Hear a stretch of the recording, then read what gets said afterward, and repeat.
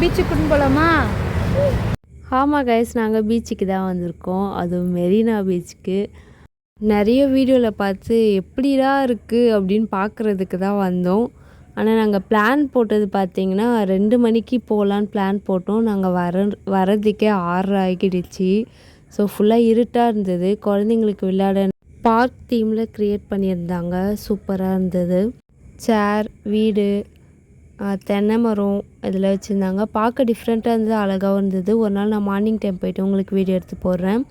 சின்ன வயசுலேருந்து மெரினா பீச் பார்த்துட்டு இருந்தாலும் இப்போ பார்த்திங்கன்னா ரொம்ப சூப்பராக இருக்குது.